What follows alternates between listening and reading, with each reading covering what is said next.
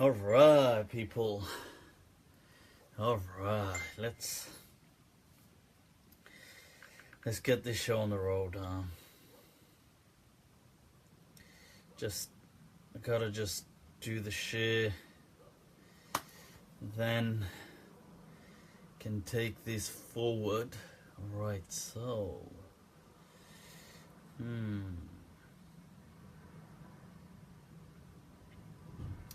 un momento, people. Let's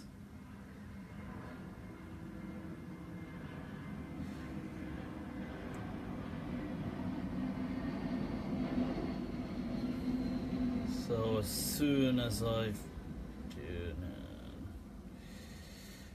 right, okay, that's done. All right. إن الحمد لله وكفاه والصلاة والسلام على رسوله المصطفى وعلى عباده الذين ارتضى ومن بهداهم اهتدى وبآثار أهل المدينة اقتفى وبعد فسلام الله عليكم ورحمته تعالى وبركاته. Well, God, people, I am still injured. God damn it. Ow, I didn't know how somebody could actually ever pull a muscle on their neck. God damn, have I figured that out. You know, you see some of these people sometimes in this kind of neck cast that they've got, and you think, what a blag. But I seriously know it is not a blag. God damn it, really. You know what? I thought by yesterday night it was feeling okay. And then I thought, I know, I'll super relax it as much as I can. Fill up the bath with all that muscle soak thing. And then later on, when I've taken a nap today, as vampires do, and woken up, oh my God, it was in agony. It's like you know, when you've pulled a muscle on your back, it's like that, but in your neck. Whoa. So I suppose it's not as debilitating as your back, because you can still move about. It's just when you got to kind of look, you feel like, I don't know, like a Robocop or the Terminator in trying to slow motion. I really felt it when I was driving yesterday, and as I had to kind of like just pull out and take a look, I realized I was having to, oh my God, it was straining my yeah, well, anyway, that's enough of my agony. Let's get back to what is going on here. So here I am. Let's just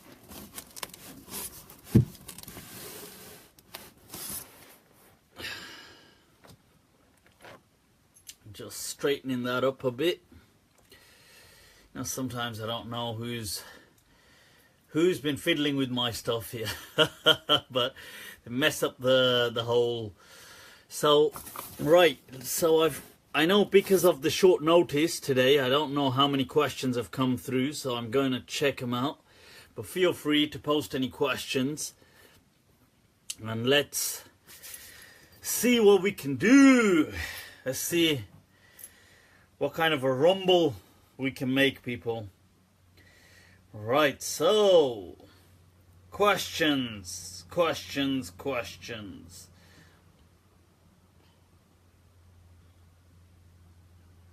Right, so where are they? Right, well, here are some. I'll try and mix them up. So, live and going back, forth. Tell me about it. I've lost. This is what I mean. I do all these, and I lose mega weight. God damn. Well. Anyway, see, this is what's making me think I should hit the gym after this, but then I'm thinking my neck, I should just rest. Then I'm thinking maybe I should just hit the gyms, adjust to a different, you know, dilemmas. Right. does the Sharia differentiate between mental illness and jinn possession? What a question. Right, I'll tell you what, let's take that as an opening up question. What a question to open up with, huh? What is the take of the Sharia on jinn possessions? Look at that, a more pertinent question. What's the drink I'm on? My drink is often a cocktail, so I mix up a hell of a lot of stuff, and people are probably thinking, huh? What on earth does he mix up? You see, Robin, now iced tea, I just ordered myself some iced tea because that's what I'm going to switch to, because I take way too much of this stuff. But this I just mix up loads of stuff in there, Sprite, Zero, Pepsi Max, energy drinks, you name it. Anything, anything, a bit of, anything that sparks life. Now, jinn possession. People, I have answered this before. I've done a detailed video on, it was a Q&A on jinn possession between fact and fiction within Islam. And I've tequila in my drink. Well, I couldn't possibly say, people. I couldn't possibly say. Now, so I have highlighted before. Look, there are no such things as demonic possessions in Islam. Okay, I hate to break it to people, but it's true. We do not have these spirits flying around that possess people, right? And then they flip and have all these. And I've given a very detailed explanation to all of that before, so you can feel free to watch that. But in summary, I will highlight that, look, these beliefs that people have to do with demonic possessions, these are in essence more a kind of cultural superstitious belief that people have. What they do is they superimpose Islam onto it. So that's what you need to understand. There is nothing in the Quran or Sunnah at all that speaks of jinn possessions at all in any Sahih Sunnah. I don't mean there's hadith which are weak and there's hadith which are problematized, but any clear cut, there is nothing established like that in the Quran, okay, in the Sunnah. The Quran, which is more interesting in this topic, actually tells us to believe, or the Quran actually presents a belief which is opposed to jinn possessions. So the Quran actually teaches that on the Day of Judgment, the shaitan will be raised and he will say, Iblis, the daddy demon, he will say that La talumuni walumu anfusakum, that do not blame me, blame yourselves. You know, ma kana li alaykum min sultan, I had no authority over you, no control over you.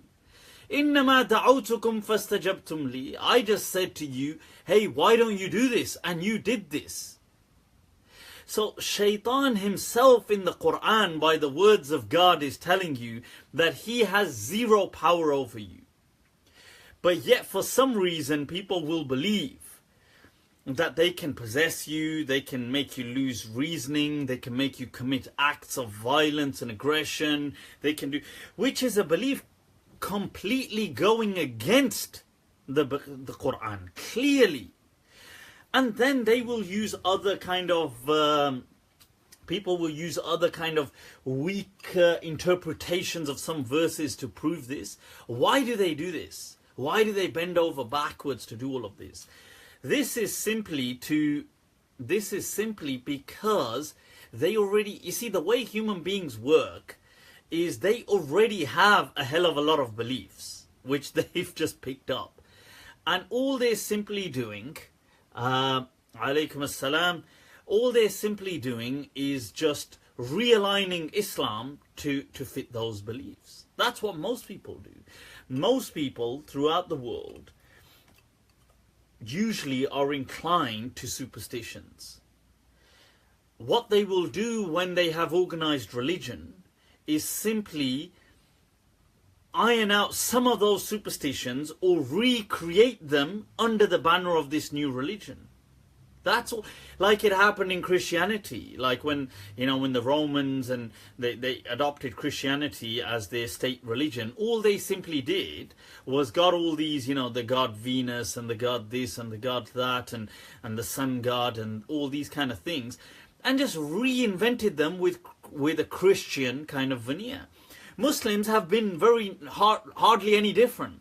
I mean, they haven't really. I mean, Muslims were not this. I don't know why people think that Muslims would be any different.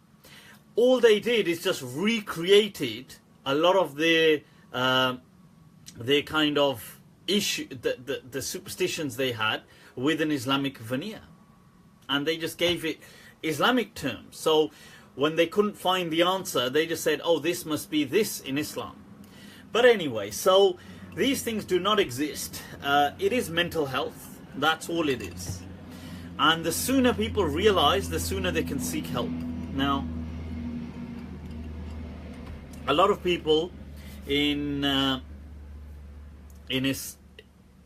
Muslim community are not really so helpful when it comes to matters of mental health, and that's an issue which needs to be addressed, I suppose, within the community. Okay, so هل أخذ الإمام مالك من أبي حنيفة رحمه الله رحمه الله Abood Hijazi, alright, asking, did Imam Malik take from Imam Abu Hanifah?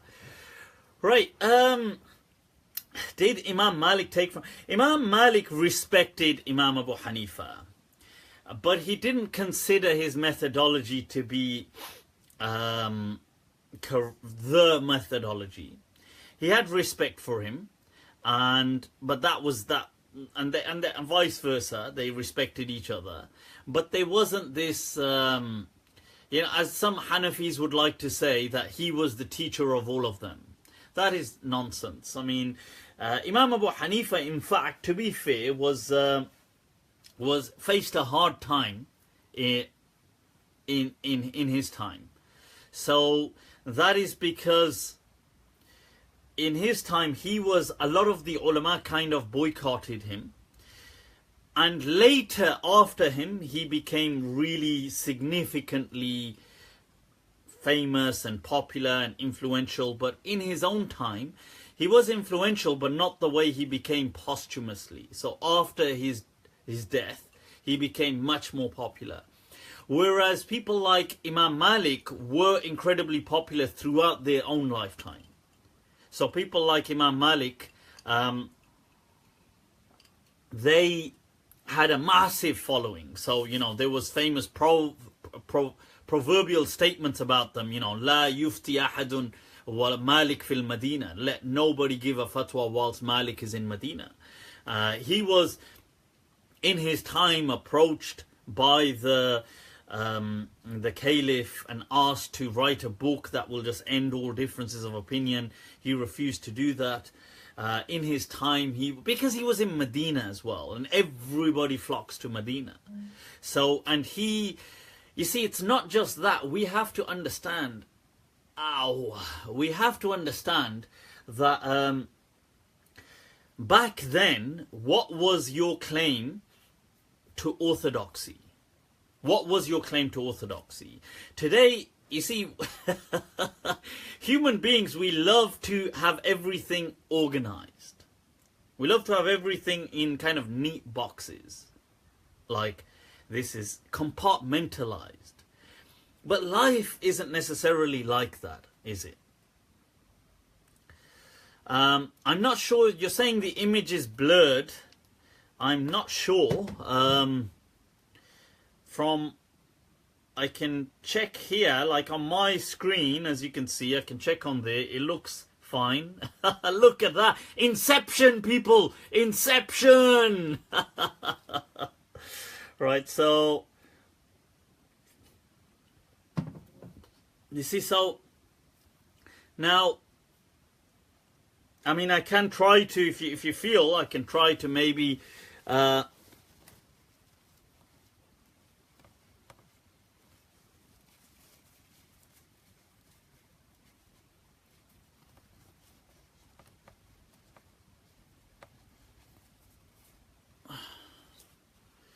I don't know. I mean, it seems very clear to me.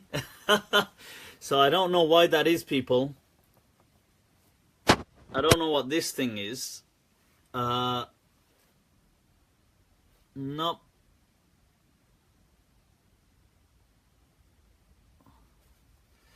Right, so, okay, right, thanks. I've tried to wipe the camera again.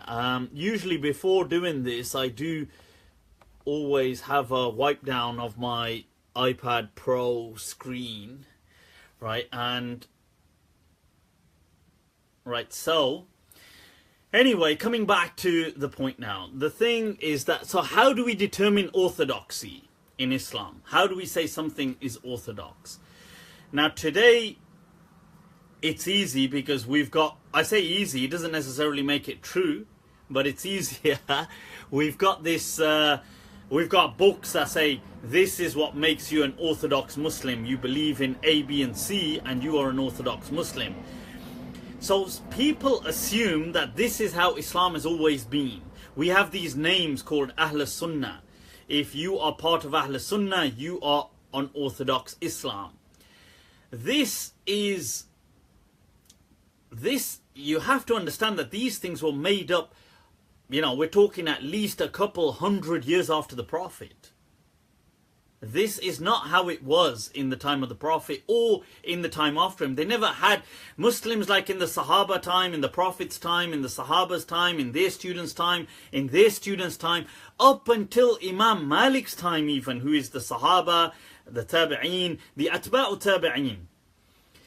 All of their time, the Muslims did not have a creed that was clear.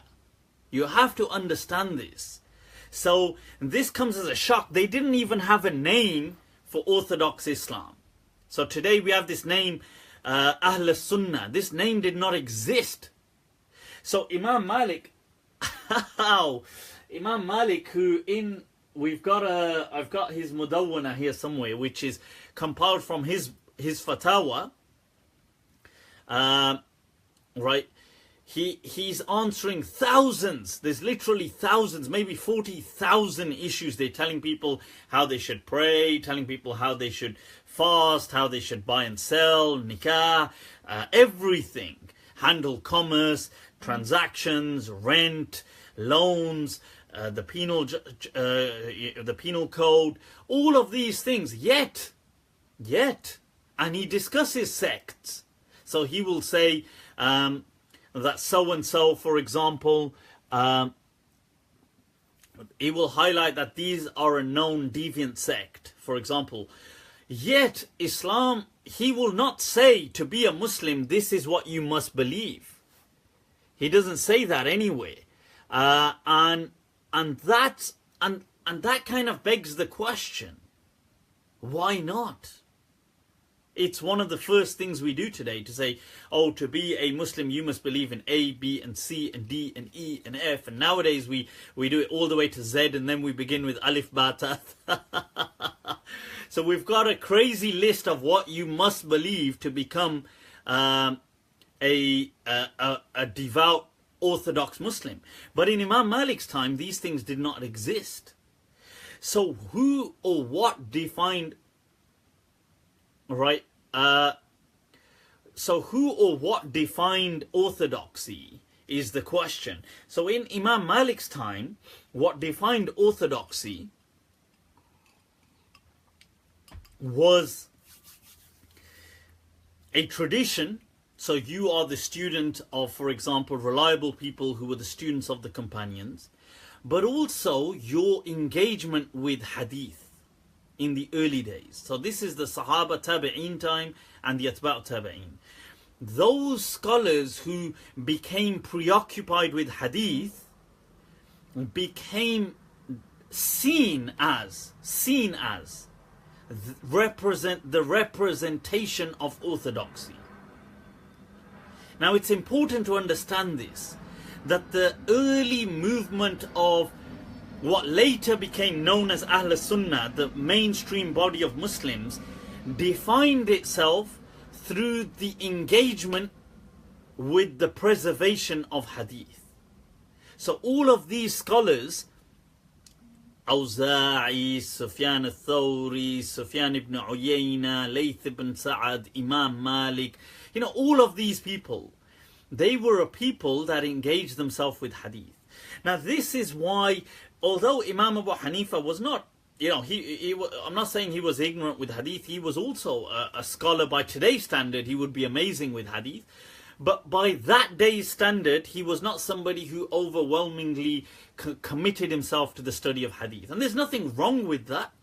I'm not saying that's wrong, because some people committed themselves to the study of Quran, some people committed themselves to fiqh, some people committed themselves to language, some people committed themselves to hadith and fiqh, and some people to multiple.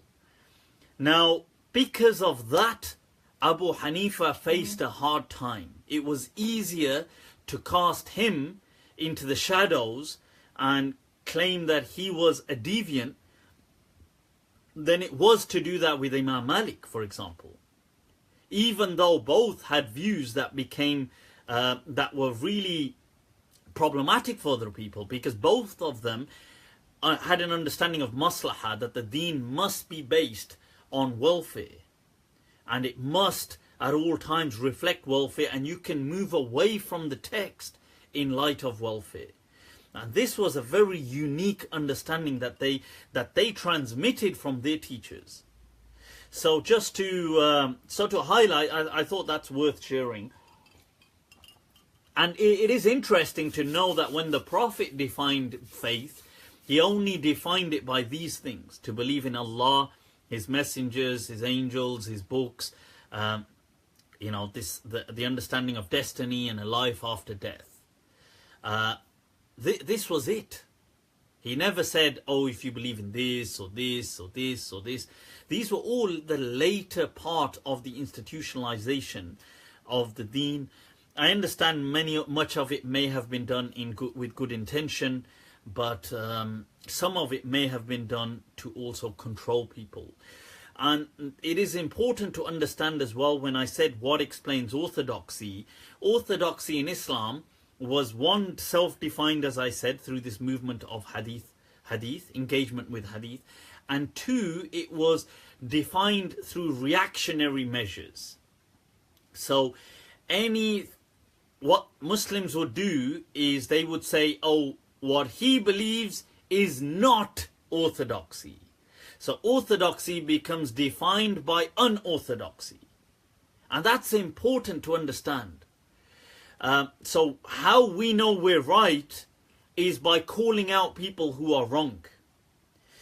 This is good and bad. It's good in the sense that it gives a lot of flexibility, because you haven't exactly defined what you are. So it gives you a lot of flexibility. You're not rigid. It's bad in the sense that from very early on, the culture becomes one of calling people out, and also it gives an incredible amount of control to the clergy to be able to define what it means to be orthodox. So these are some very important things worth pondering over sometimes, if you're ever feeling reflective. Right, so where are we, people? Where are we? Some of the questions.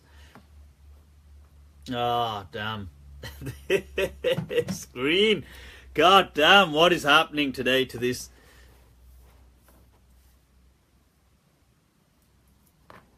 Right, right, let's go through some of these.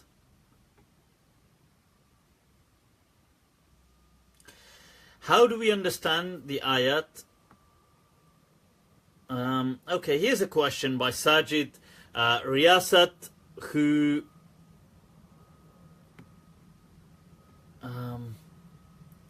out of hand. The Pir thing, has it got out of hand? Okay, Farid, the muscles need to get back into shape, man. The muscles need to get back into, I need to hit the gym. Right, so my take on Fadak. I don't know about, that's the whole Shia thing. We'll come to that. I've done a lot on the whole Shia thing anyway. I think the Shia totally probably hate my guts. Don't worry, people. It's all about love, not hate. It's all about love. Right, so now, so coming back to what are the challenges for British Muslims? Right, wa alaikum assalam. Abu Yusuf, we've got Abu Yusuf on the line, right, on here. I take it that's not the Abu Yusuf of Imam Abu Hanifah. Right, so the question is, well, the challenges for Muslims today.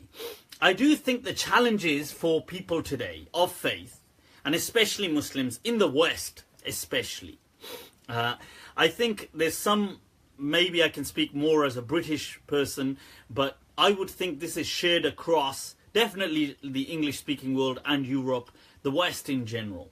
Now, the issue today is religion and what it will mean. I mean, these are the challenges for Islam. What religion will mean for people in this day and age. It is important that we reclaim Islam from this dangerous slope that it has found itself in, that people have placed it in. Islam has become hijacked over the, throughout history, but it's in more danger today because of this hijacking. And what do I think it's been hijacked by? I think it's been hijacked by dogmatists, people who believe in confessional approaches, like as in there is no question, there is no space to question anything about Islam or within Islam. And this approach is a very kind of totalitarian approach to Islam. It's been hijacked by extremism. It has also been hijacked by this kind of anti-Western kind of cry. The problem with all of these things are they're not that, I suppose these kind of things have been happening for a while. It's not so shocking. But it's when we look at the other, you see, when we look at non-Islam, non-religion, what are they doing? They are producing answers to our world. Answers on reality through physics. Answers on human life through science. Answers on the cosmos and galaxies. They are producing things which work. They are defining human ethics. We don't even have a system to go by. We don't even have a scientific model to people say, oh, I don't want to challenge, we don't have to accept everything these people come up with, the West comes up with. But you don't even have any other measure to question anything. So what that results is in people just becoming more stubborn and saying, deny everything that, the West brings you, or that science brings you, or that so-and-so and these things do for you. But that's, I don't know. There was this Facebook thing. I shared this post by Neil deGrasse Tyson, where he speaks about, he says, and I did say on the post, it's not that I necessarily agree with everything he's saying, but I think this is food for thought.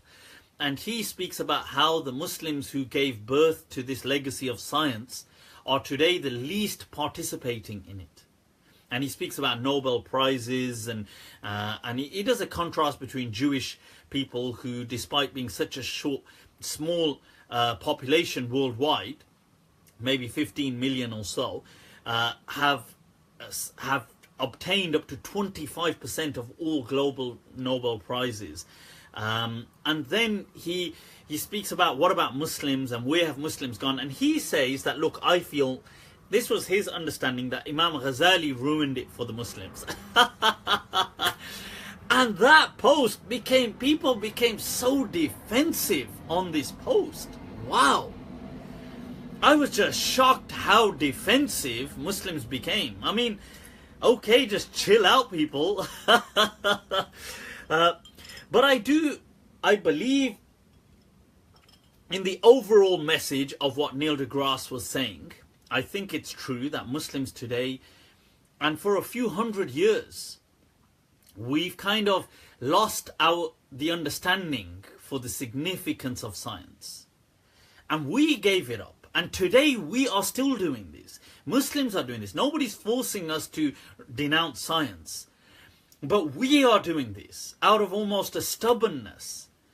And then we're leaving it to the sole property of the atheists to claim. And I tell you, whoever claims science will win. There is no two ways about that, because science works. We are in the 21st century.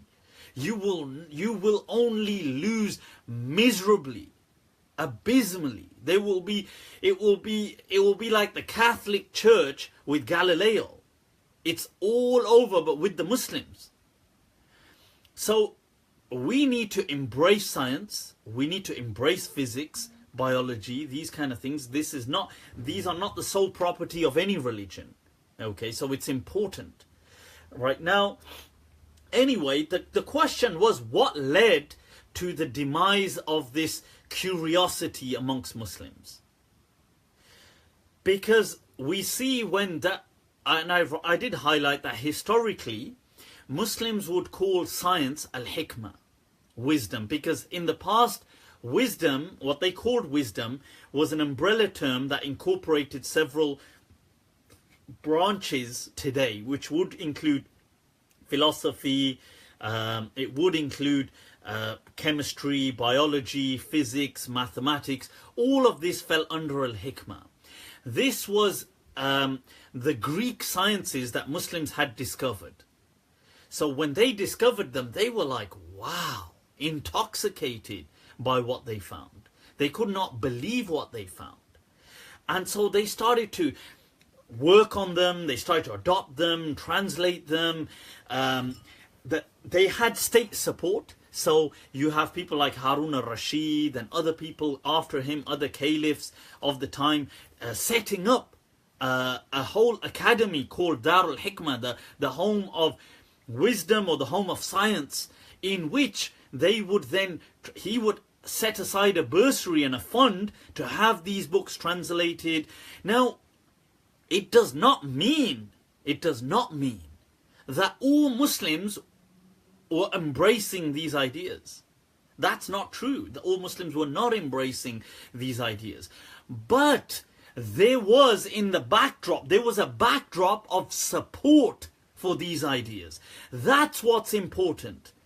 You see, that's important. That's too important. Because even today, in the Muslim world, we have many enlightened souls, many incredible scientists. Just as in the Western world, we have many dumb people. I mean, people who are very unreasonable, non-rational, anti-scientific, backwards. But the backdrop of both of these places is worlds apart. So the backdrop in the Muslim world today is one that does not support science, does not support stuff like space exploration or studying the cosmos or doing things like this. But here in the West, the backdrop supports these things. So if you are a person who is keen in understanding science, you will find a backdrop here to support it. Whereas if you were in Pakistan and you had an amazing idea on physics, you will not find a backdrop to support it. So in the past, because through even the Muslim elite, there was a backdrop to support it. it allowed these people, like, think about it, people like Al-Kindi, people like Ibn Sina, people like Al-Farabi, they had Muslim views that were really shocking.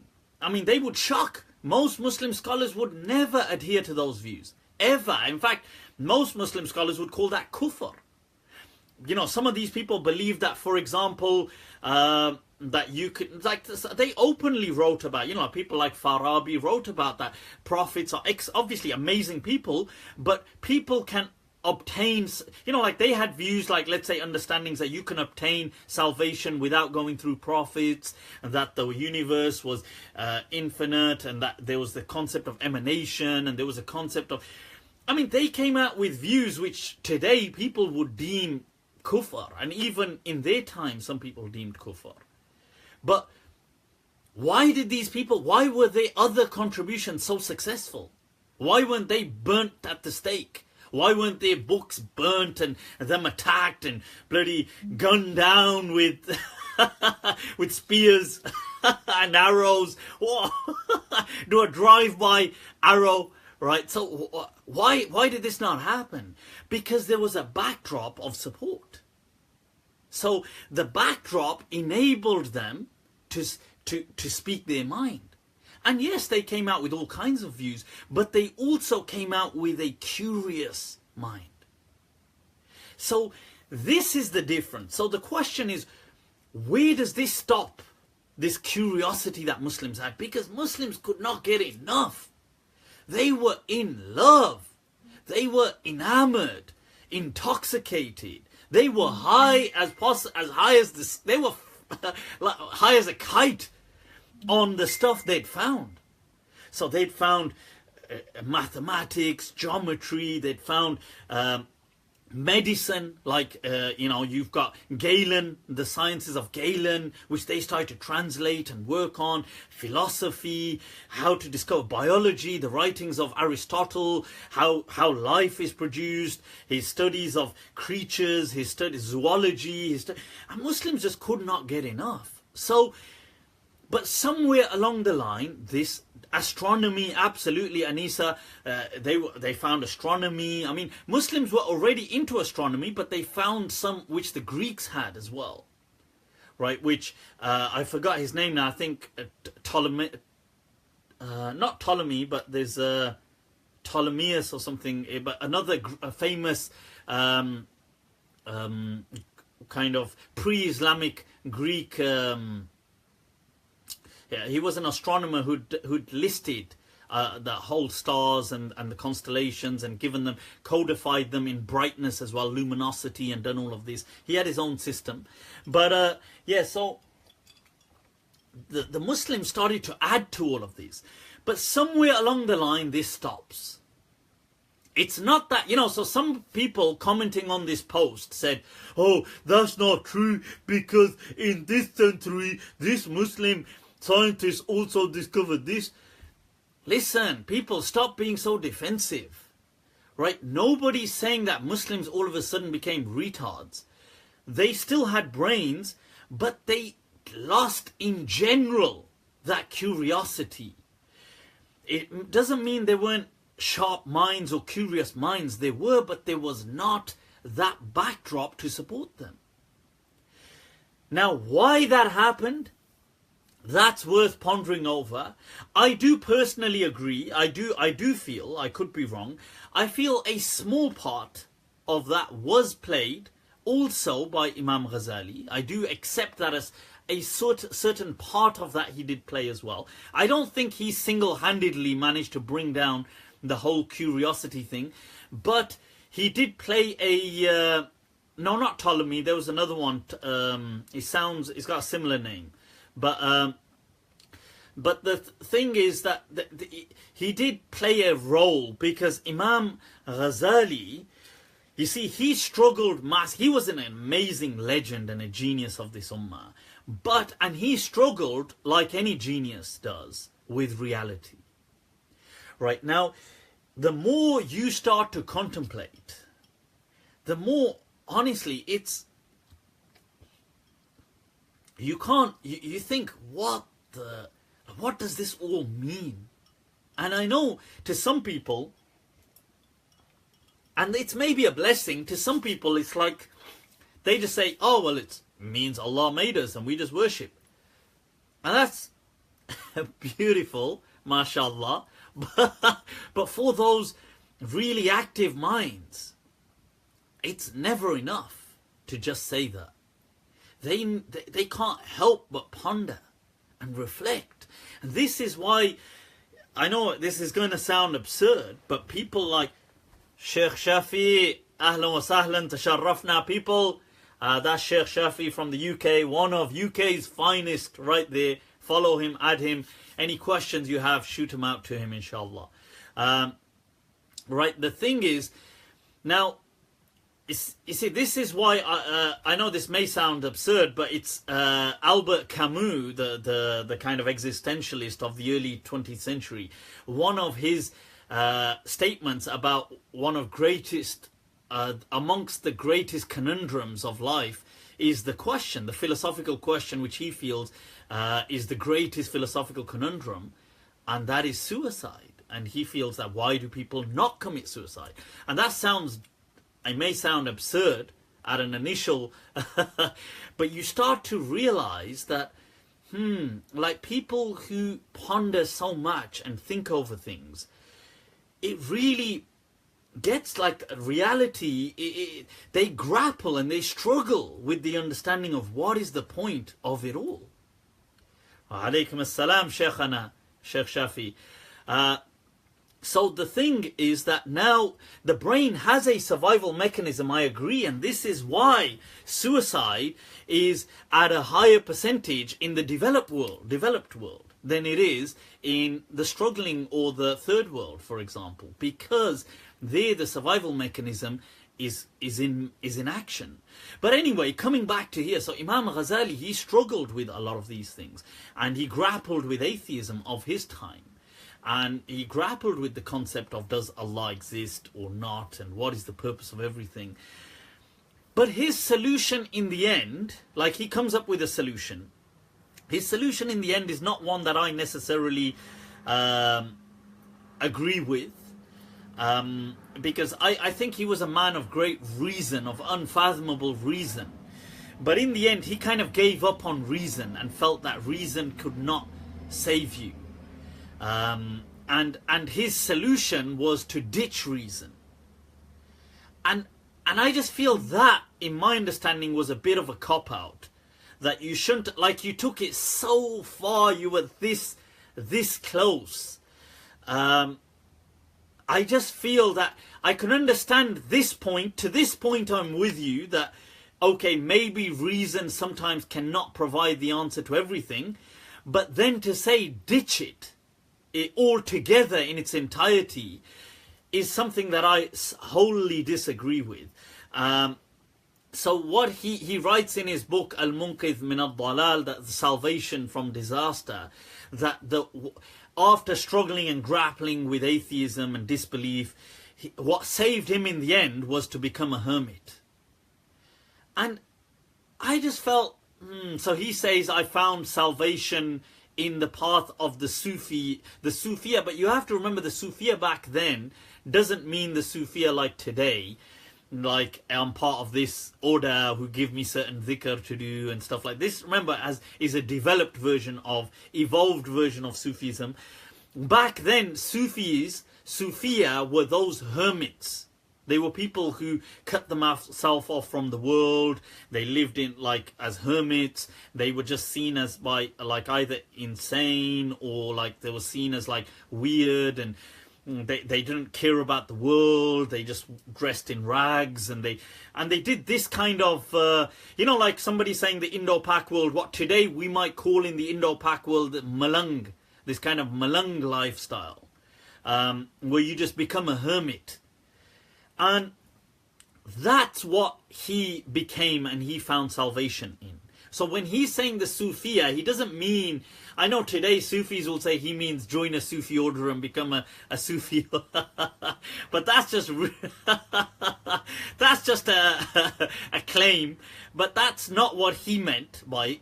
He meant become an absolute hermit and abandon the world altogether. So for over a decade of his life, he spends it in a desert. He doesn't care about anything to do with the world. He dresses in rags. He has patched clothing. He doesn't, I think for a certain portion, I don't know whether the entire decade, but for a considerable portion, he just lives in a tent. He just, and this is how he found his salvation. And he then claims reason needs to be ditched. That I feel he played therefore I feel he played a role.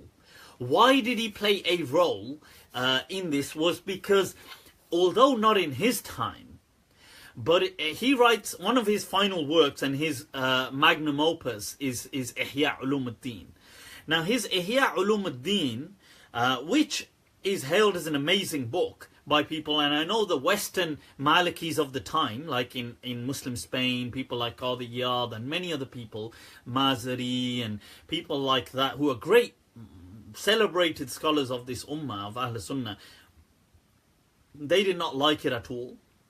And in fact, Qadi Iyad supported the fatwa of burning it.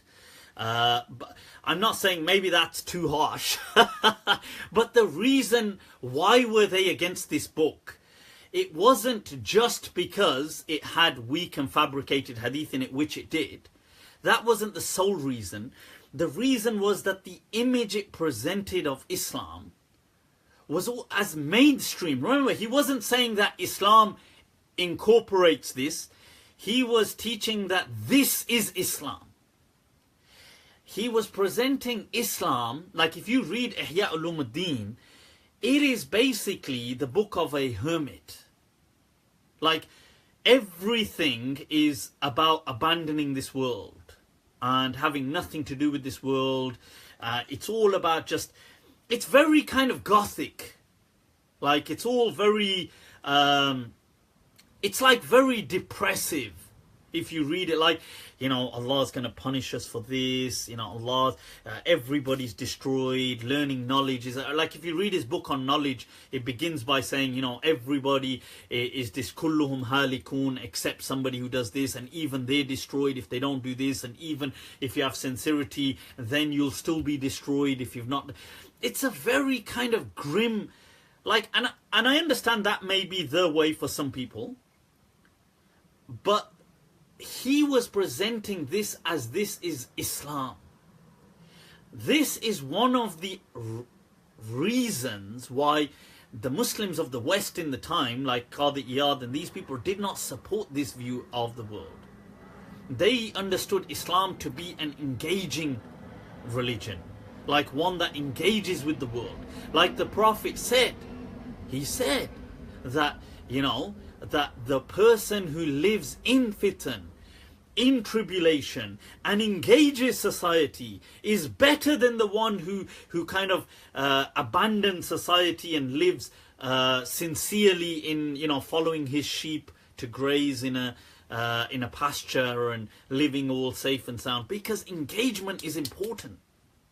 So now, so anyway, this was, now although Imam Ghazali in his lifetime was celebrated as an amazing figure, he was more celebrated because of his intellectual contributions, like his fiqh works, his usuli works and stuff like this, which later on he's more remembered for his Hamitic contribution. In his life, his Hamitic thing was actually looked down upon. It wasn't as celebrated as it later became. So in his own lifetime, like people like Qadi Abu Bakr ibn al-Arabi and all these people who highly rate him, found that really odd about him, that why he would choose to live a life like this, right? So anyway, coming back to, so after him, probably about 200-300 years after him, when Sufism takes a massive rise, because in his time, Imam Ghazali's time, Sufism is not the dominant narrative in the Muslim world. But within the next 200-300 years, Sufism becomes, it preponderates, becomes over 50% of the dominant narrative. So, and then in the centuries after that, it will become the outright dominant narrative throughout the Muslim world. So, about 300 years ago, Sufism was the dominant. It was probably, I don't know, maybe 95% of the entire world was only upon Sufism. So you have to understand that although in Imam Ghazali's time, it may have been only something like 20% of the world or something like this, it would have been a small. So when Ibn Arabi or Qadi Iyad speak about the Sufiya, they speak about them as though they were a minority within the world. Now, with the rise of Sufism, this book, and this, it's not just the book, this view was further propagated, and it just kind of permeated throughout the Muslim world. So this view of I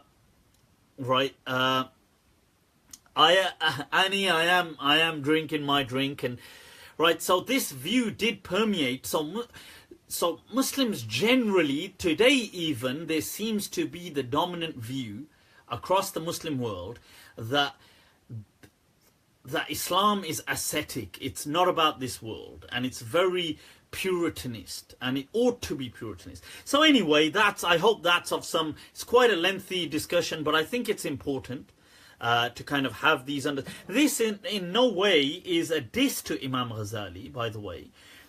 So I don't want any people getting all kind of, when they hear this, getting all sensitive, because this is his contribution. It's his understanding. You know, he was an amazing individual, and it doesn't mean we have to worship every single thing the Imam did.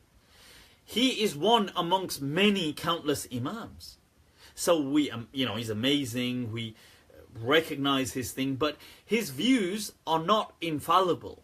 Okay, just to kind of, and I love Imam Ghazali, but I do recognize that this understanding of ascetic Islam, this Puritanist Islam, that he did play a significant role in forwarding that narrative of Islam, which today is the dominant narrative.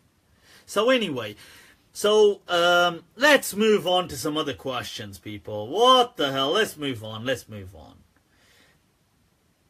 Sheikh Fawzan said that it is not permissible to criticize Muslim rulers. What if a Muslim ruler is a human rights abuser? Is it still not permissible? Hell yeah, you can criticize Muslim rulers. You can criticize whoever the hell you want. Right, that's what... you see, there's no...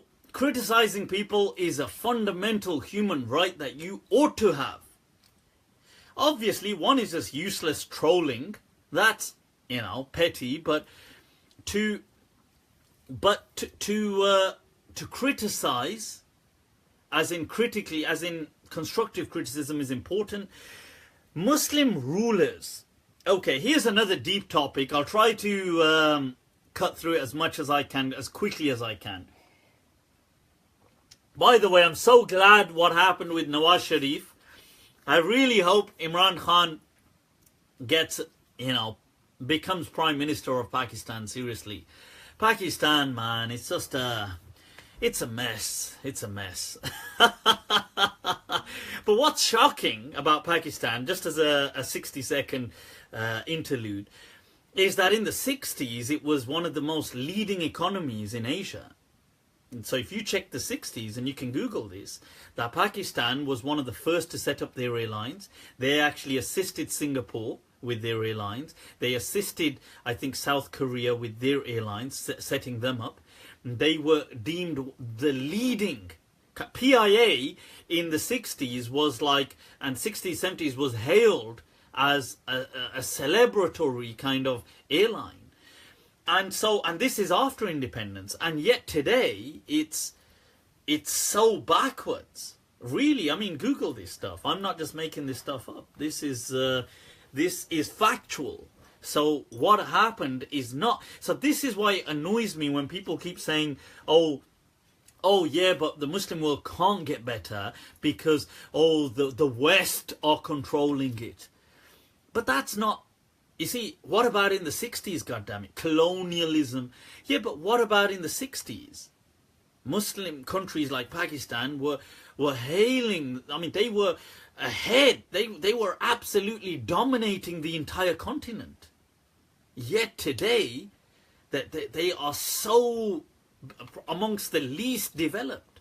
Or not developed, but they're corrupt. So I know they're nuclear strong, but they're corrupt. So, you know, nobody's forcing you to be corrupt. But anyway, now let's get back to this question. People asking about leaders. Sheikh Fawzan. First of all, I just want to say, people, as I've said before, people like Sheikh Fawzan and greater than him, like people like Sheikh Jibreen. Oh, you gotta love their names though. Their names are slick. I give them that. Come on. Be honest, people. Credit where credit is due. Their names are cool. I love their names. Jabreen, Uthaymeen, Fawzan. You know?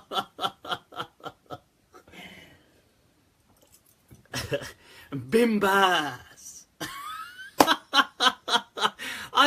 Honestly, I love their names. They have got, I have to say, the Salafi, Saudi Salafi, Wahhabi kind of scholars have cool names, man. I mean, it's better than like Allah Bakhsh, you know, Allah Dita. Mola Bakhsh. You know, come on, it's better than, let's be honest, people. It's like better than like Jahangir. You know, like they've got, which I'm sure is a nice name if you've got those names, but I'm just saying, these names are cool. You gotta give them that. I respect, credit where credit is due. But okay, beyond their names, right, these ulama, you seriously, you know, in the West, you can't really be looking to those ulama to be providing you insight for your daily lives. Layth is a cool name, man. I gotta say. I gotta say, people, that's just too cool, man, Layth. But anyway, so, but these Salafi Wahhabi ulama, and I like I said, look, I don't call them Wahhabi to be rude to them. I'm just calling them by what they are. They are the Wahhabi Salafis. Just as they would call me modernist, I'm just calling them Wahhabi Salafi because that's what they are. Right now, you cannot really take them as beacons in the West. Maybe if you lived in Saudi Arabia, they're awesome. You know, if you lived in a desert, or you rode camels and milked camels and, you know, and did stuff like that, then they're awesome for you. That kind of way of life, they know it. They can, you know, they're on point. If you lived in Arabia in a desert or something like this, taking fatwa from the UK would be absurd for you because you are not from the UK, right? You wouldn't. So for us to take fatwa from them on a one-off issue, okay, but seriously, for your daily lives, these are not your people. I was reading just yesterday, actually, a fatwa. A fatwa by Sheikh Jibreen. God, right? About playing chess or playing cards. Haram! Haram! It's haram! This is like haram! Anybody who plays chess is haram. This is nothing but lahu. This is lahu al-hadith. This is this. You are wasting your time. You are wasting your life. You are wasting your this. You know, you should be worshipping Allah. Allah. I mean, that in itself, seriously, this is online, by the way. You can Google their fatwa. Even Uthaymeen, who I consider to be a bit from, like, if this is the spectrum of Wahhabi Salafis, I consider him to be central, not hardline right, or I consider him to be kind of like, from their perspective, level-headed. Even he was saying, playing cards, playing chess is haram. No. And if you're gambling, then it's more haram. You know, you should be worshipping Allah. by Allah, I will strike down upon thee with great vengeance. Right, seriously people, this alone goes to show the great disconnect they have with the real world. Look, in the real world, people don't live like that. You know, like, you need to realize that people are not hermits. You know, people do not... See what I was talking about, that hermetic lifestyle. Like, they don't, oh, you should be worshipping Allah. You know, the Prophet, when he was asked, he never said that. You know, the person said to the Prophet, Hanzala said, you know, oh, when we're with our family, we're chilling, we're laughing, we're playing, we're doing this, we're having all kinds of fun, we're up to all kinds of stuff, and we forget all about you, Ya Rasulullah, Messenger of Allah. And he said, chill. He said, Ya Hanzala, sa'atan wa sa'a. A moment for this, a moment for that. Relax. You are in this world. Allah says, وَلَا تَنْسَى نَصِيبَكَ مِنَ الدُّنْيَا. Do not forget your portion of this world. You know, the Bedouin said to the Prophet, oh, you know, is this what I have to pray? Wallahi lan azida alayha. You know, I will never increase upon these 5 prayers. And the Prophet said, you know, he said that, wa abihi, that I swear, and there's a whole discussion on why did he swear by his father, but in some, you know, whatever, or warabbil Kaaba, in some narrations, by the Lord of the Kaaba, that laqad aflaha in sadaq. As long as he did that, he prayed his 5 prayers, he will attain salvation. Look, relax people, the real world doesn't live like that. So this, no, you cannot play games, you cannot play this, you should be worshipping Allah. This, it's too ideal. It doesn't, human beings don't, you know, if Allah just wanted you to worship, He had angels. You know, this is not what Allah said. He's created us to have a connection with Him. But anyway, so let's get back to this question now. So that answers this. It is permissible, listen, it is permissible to play all of these kind of games. Any game is permissible. I know in the hadith there is this hadith about nard, which I think people today translate as backgammon. I'm not sure if the backgammon that we have today is the same as nard or nard shir mentioned in the hadith, or it's different. But my understanding that the only reason that was made haram was because of the context of what was going on around it in the time of the Prophet. So people were gambling, and people were they were leading to violence. It was leading to aggression and things like this. So the Prophet stopped it. That was it, and mainly because they were gambling, which is haram anyway. So the Prophet just closed that path. Chess and all these computer games or whatever it is are not haram per se. Okay, maybe some things in them may be wrong. Gambling is haram. If you are gambling, then that is haram. Right, so just to answer that. The question on leadership, somebody was asking, right, somebody wrote about my neck, having pulled my neck, that the evil eye. Well, it's a good thing I don't believe in the evil eye, right? But which I don't, and the evil eye does not exist, people. And I've done a video on that. You can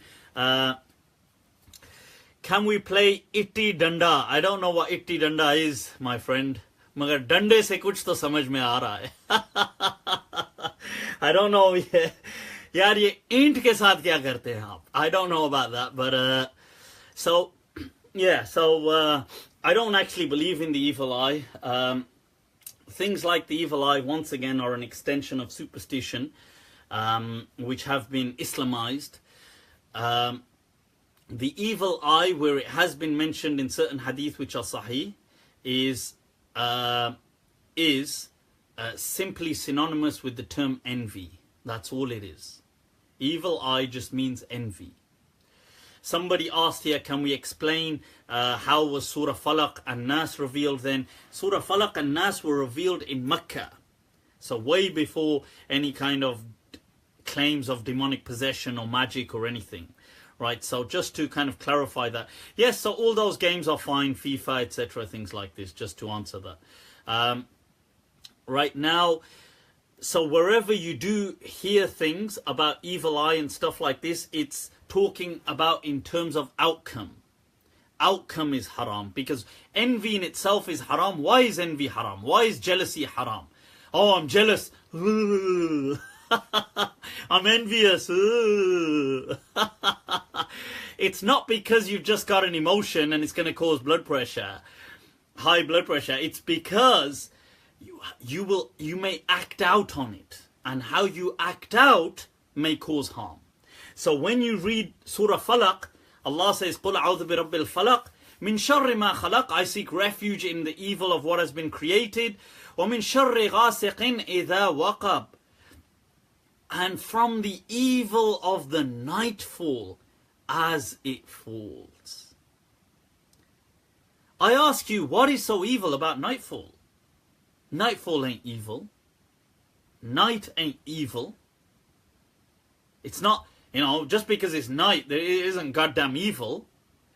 But it's what takes place as a consequence of night.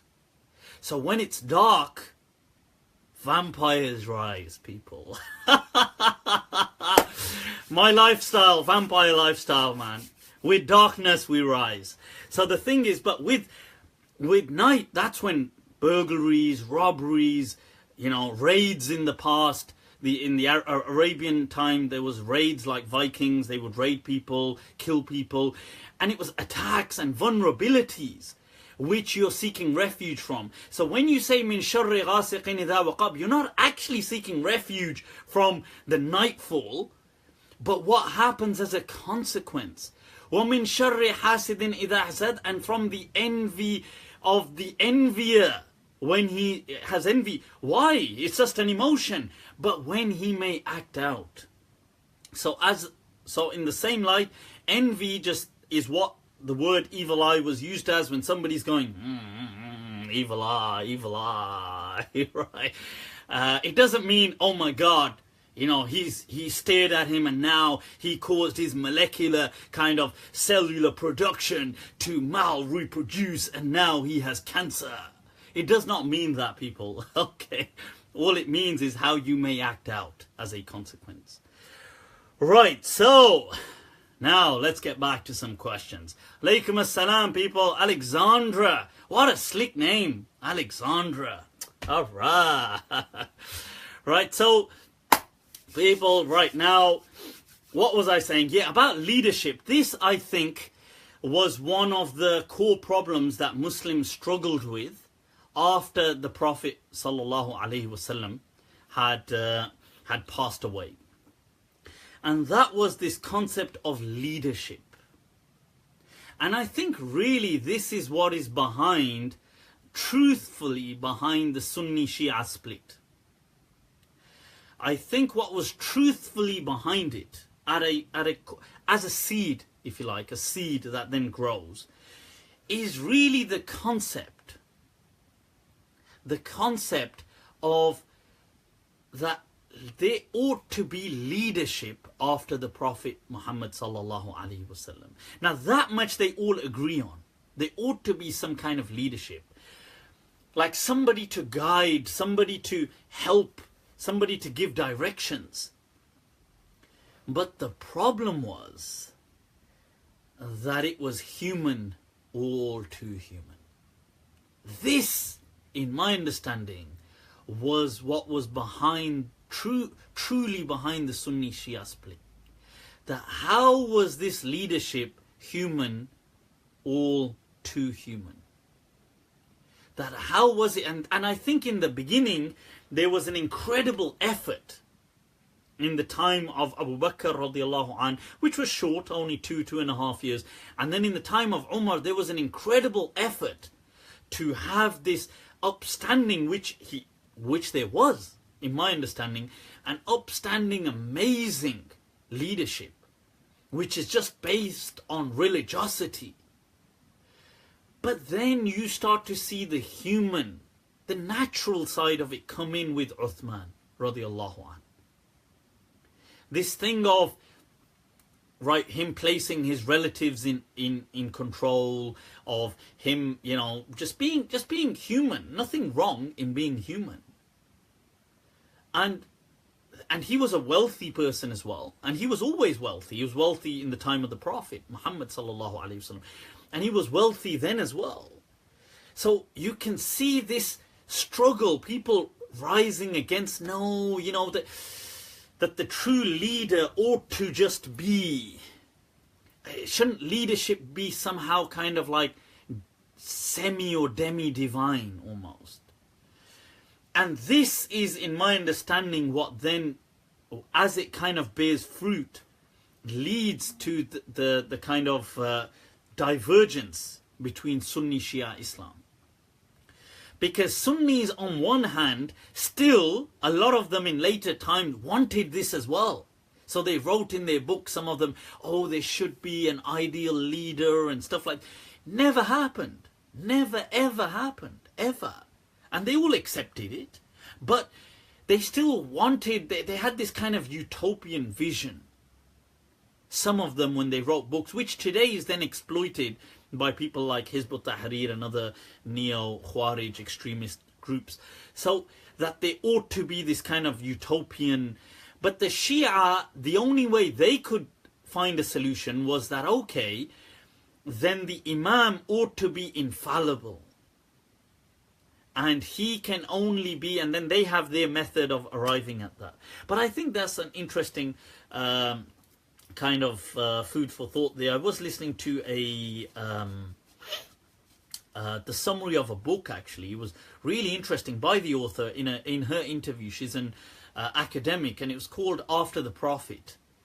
And it's, I don't think she's Muslim, but it's incredible, her book was.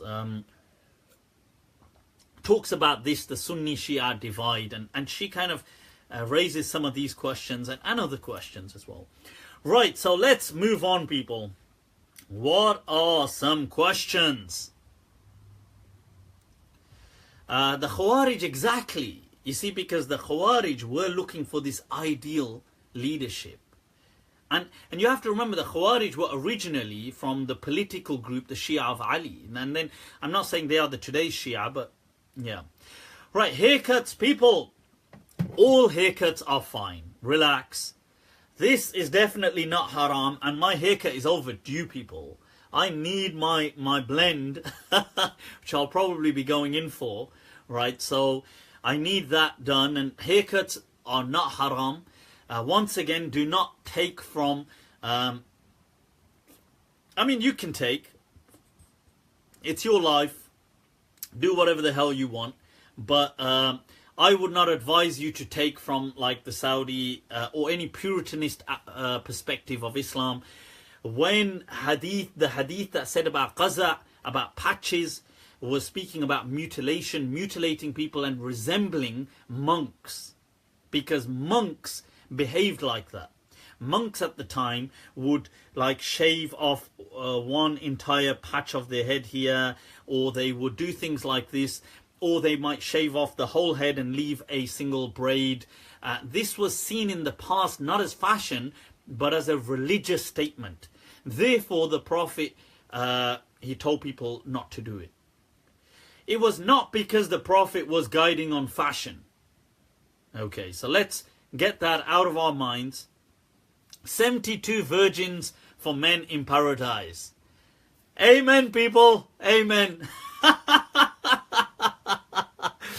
I don't know where that concept has come from, right? 72 virgins in paradise. There's no such hadith as 72 virgins in paradise for men who have committed, men who are martyrs or things like this. I don't know how it's become so popular. And it's become more popular in recent times. There's no such, I mean, there is a concept in the Quran. It does speak about men having men having women in paradise, but it's not linked to this number 72. It's not linked to martyrdom. It's not linked to things like that. It just does say that. But I mean, like Umar al-Falaq is saying, we're not fussy. 70 will do. But I tell you what's interesting is you see some of these video clips. I saw a clip of some Saudi scholar. You know, this Puritanism, Hermeticism being imposed, but at the same time going on about how we will have rampant sex in heaven, and it'll be amazing, and we'll go on for so long, and this will happen, and it'll last for years. Right, and all of this stuff. That's heaven Viagra, bro. Heavenly, right? The thing is, it will go on for like years and years and years. I think 40 years will be like one episode. Now, the thing is, all right, Abdullah, that's my right hand and the camera is reversed, you genius with the mental capacity of a 6-year-old. Right, so the thing is, now, you see, this shows the hypocrisy of these people. It's imposing a hypocrisy on Islam. Because how can you on one hand preach all this, women must be like this and covered and do this and do that, and we must be all about Allah, Allah, Allah, Allah, and then just at the same time be going on and just, you know, just depicting, illustrating heavenly orgies that are going on and doing all of this. That is a contradiction. Like, either you got to chill one of these down. Either just don't act so Hamitic and Puritanist in this world, just act normal, or just chill down with your kind of like heavenly depictions. That's what I'm saying. So it shows the kind of hypocrisy that some Muslims are displaying, and we need to take ourselves to account. You know, like Sayyidina Umar would say, "Hasibu anfusakum qabla an tuhasabu." That take yourselves, you Muslims, take yourselves to account. Like when people are saying women must be all covered and this and her one eye of the Dajjal. Right, the one eye of the female Dajjal, right? When they're saying that she can only have one eye, and I think she can have like two. She can't even have like a fingernail exposed, or she's got to have, you know, all this kind of stuff they're going on about. She can't speak. Her voice is an aura, and this and this and this. Look, I get it. All men, generally speaking, I know today, will be attracted to all aspects of women. I get that. That is natural. That is human. Now, to hypersexualize and then Islamize that sexualization by saying cover, cover, cover, block, do this, do that, and then at the same time teach views like, oh, but slaves, female slaves should be, they can't cover their hair, they must be, they can show their breasts, they don't even need to cover in salah, they only need to cover between the navel and the knee. They don't, yeah, like this is a hypocrisy. So what I'm trying to say is you need to be careful how you are presenting Islam, because this is ridiculous. You can't present on one hand, be super uber hermetically pious, you know, like puritanistically pious, and then on the other hand be some kind of like just open, oh, because they were slave girls, you know, it's totally okay to be just gung-ho kind of live a pure, you know, you can't do that. Okay, it doesn't, and it reflects badly on Islam. That's what I'm trying to say. And don't think people don't pick up on this. They do.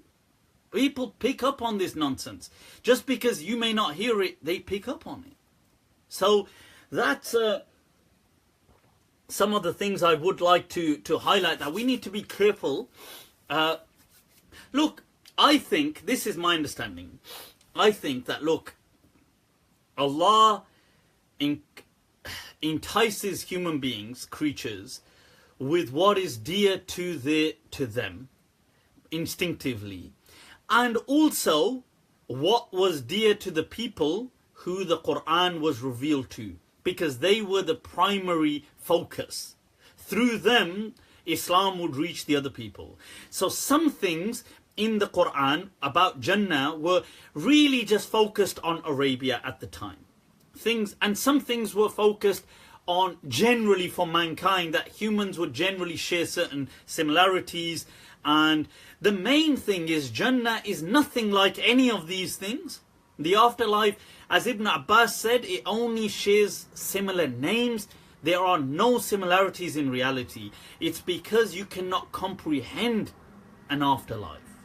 And that's what the Prophet said. He said, مَا لَا عَيْنٌ رَأَتْ, what no eye has seen, وَلَا أُذْنٌ سَمِعَتْ, وَلَا خَطَرَ بِبَالِ بَشَرٍ قَطْ, and not a single human soul has ever conceived, not even conceptualized. So that is important. So human beings, like men generally, are very polygamous, as most people all know, as all men know, as all those men who generally own up to, and all the rest who just simply lie about. Right, so, and that's part of our human evolutionary kind of instinct, right? So men like that are just unfortunately just creatures, right? So it doesn't matter what any man is telling you, he's only lying. My thing is, I just don't lie about it, that's all, right? So men are always going to be attracted, they are going to be always like distracted. And so that was brought up to entice people about an afterlife. Then there were certain things in the Quran like shade, dhillan, dhalila, and rivers of honey and rivers of milk. These kind of things were more specific to the recipients of the Quran in Arabia. So people today are probably, we find no joy. If you told me, or if you told many people, hey, here's a river of honey, would you want a river of milk, would you want to jump in it? Be like, no. So, exactly, because with that, people have changed. So some things we have changed in, and that's fine. People here, like if you live in the UK where the weather is unreliable and it's almost always raining or shady or cloudy, the shade is nothing important. Whereas for Arabia, shade was everything.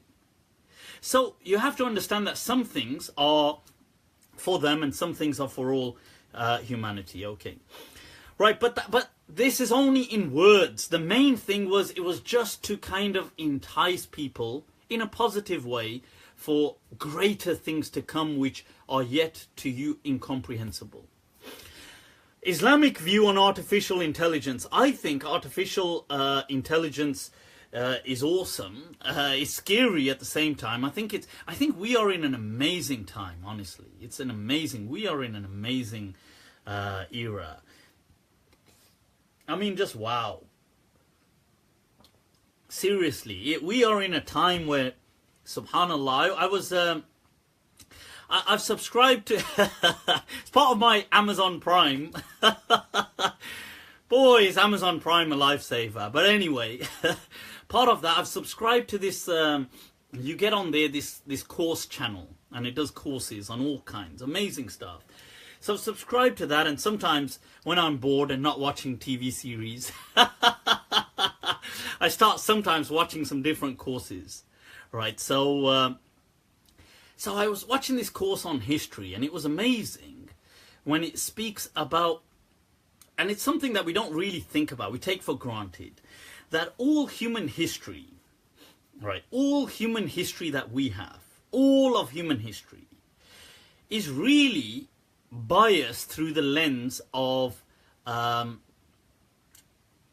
urban lens. So it's it's basically all history as seen by people who lived in cities, who during all of human history, not today, let's go leave pre-industrialization, human cities always had the minority of humanity in them. So most of humanity lived in a rural landscape.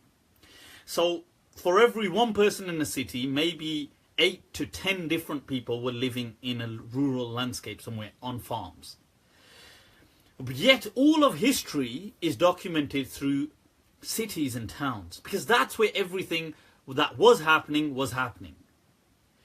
For most of humanity, all they simply did for documented humanity was that they were just farmers. And they just worked on a field, made enough food to survive on. Every so often, a certain amount of their food was just taken either by the state or by anybody just, that came to usurp it, take it by force. And the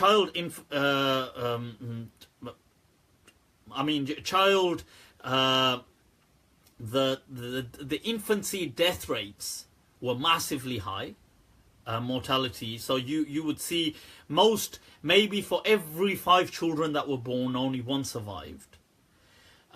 You were very lucky to make it into your teens, and if you did, you were very lucky to make it into, like, let's say Middle Ages. You would just die.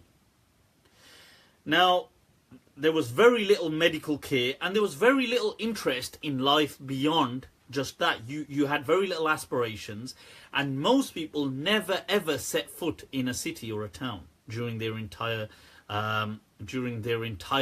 lifetimes. Okay, so now all of this, if you take a look at that, the vast majority of all of humanity just lived and died without any kind of, without many things which today, many mental things which today we would take for utter, just unquestionably take for granted. These things like, hey, what would you like to be when you grow up?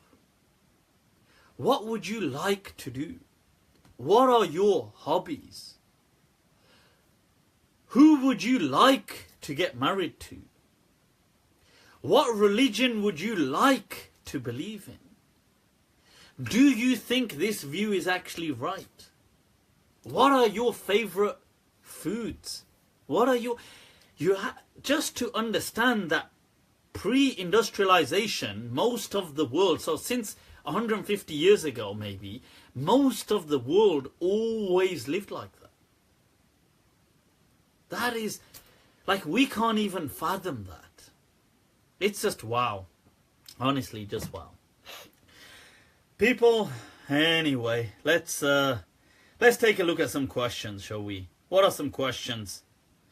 What are some questions, people? But this artificial intelligence, I think, is amazing. I'm all for science, by the way, so I am worried that we might create cyborgs that might take over every... Right, but what the hell? Well, here's to the great unknown. Free electricity would be awesome. Why not? Right, so come on, people. Let's have some questions. I think I've missed all the other questions. Right, there was a question I had today about tattoos, by the way. I've answered this before in much depth, but right, have the robots lead Salah? Wow, that would be an interesting question. Peer culture. Okay, I'll come back to that. I've answered this on tattoos previously. Any of my previous questions, you can just, by the way, search YouTube for them, put my name, Mufti Abu Layth, put the question, and it will bring up, hopefully, the Monday Nights with Mufti, and it will have an itemized, timed index on there saying that this question at this time. Tattoos, I have highlighted before that, look, although yes, there are those hadiths where the Prophet ﷺ cursed people, But certain ulama from the school of Medina, from the Maliki madhab, did say that they understood them not to be haram. Okay, and this is the way that Imam Qarafi kind of bears that way, and some other people as well. People like Ibn Zayyat, and there's other Malikis, and this is why you see a lot of the kind of Berber tribe women in the Maghreb. They would, a lot of them would have these little tattoos and stuff like this. But there is, I have explained in much detail, look, you have to understand that the whole backdrop to tattoos. And that is that tattoos originally, yep, the Amazigh, yep, you're right, absolutely, Robin. Historically, tattoos were not a fashion statement. So, in the time of the Prophet, tattoos were things to brand people or cattle. And you either, the branding took place either with slaves, to say he or she is my property, or with animals to say that is my property. So it was done as a kind of a brand. It wasn't done as a fashion statement. So it's very important to understand the context in which the Prophet spoke when he said these things were haram. Now, and it stayed like that throughout a huge part of human history. This is why all tattoos were done as tribal, kind of like as an act of tribal solidarity. That we are this tribe, we will have certain tattoos. Marks, but those tattoos were not fashion tattoos. So somebody having, I don't know, a picture of a small rose or things like this, these kind of things were not generally done. I'm not saying nobody may have done them, but this was not how the world did things with tattoos. Some of the Berber women that did have tattoos, or in Pakistan, you see even today the elderly women, and maybe from, like, I would feel like my grandmother's era, they used to have small kind of tattoos, sometimes on their chin and things like this, and sometimes on their hands, a few marks and things like this. These things were done just as kind of play, and to kind of, they might have been seen as maybe an act of beauty, but they weren't really beautiful, the tattoos. Not saying that about my grandma. I'm sure she was beautiful in her time, but the thing is, so alright, toros locos. Alright, los sureños. Right, the thing is, now that was just somebody writing there, messaging about the Mexican or the Latino gangs. I gotta say, you know, I find the culture from a distance, from a safe distance, so like, wow, like intriguing, because I'm learning Spanish and I'm going through a lot of these kind of Latino things. So it helps with my Spanish, and it's like a different world. But I gotta say, from a distance, it seems so cool. The Southsiders, they got all the La M, they got all this stuff going, man. But crazy brutality, man, crazy. I'm not trying to glorify it at all. I totally disagree and condemn violence, people, absolutely.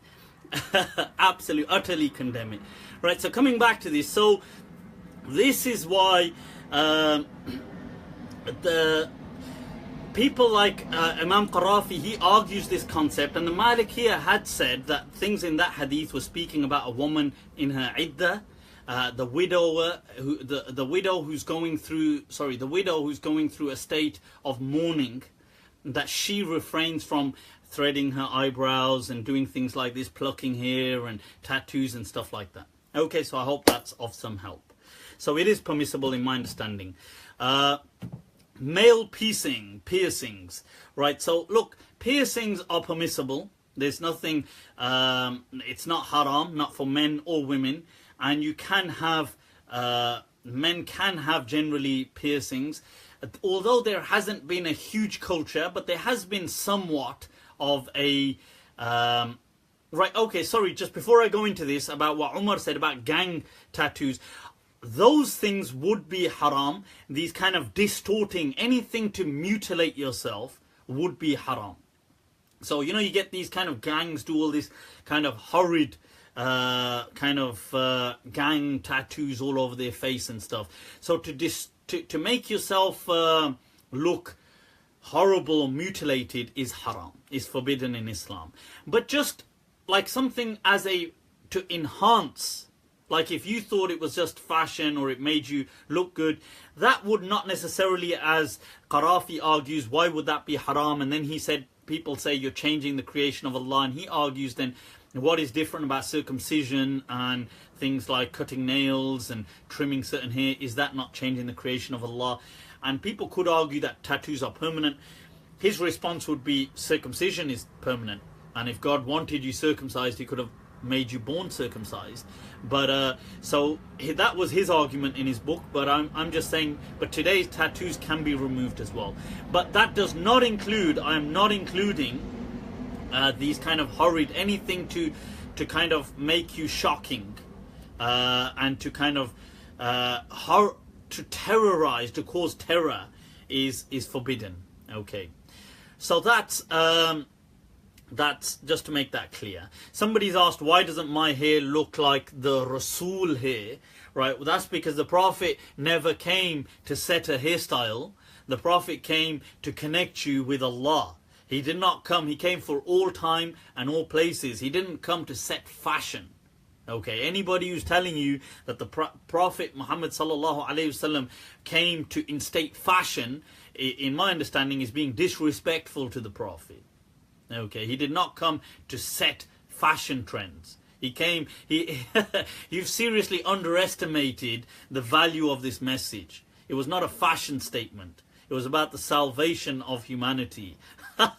Get a grip of yourself, God damn it. So piercings, once again, it's the same thing.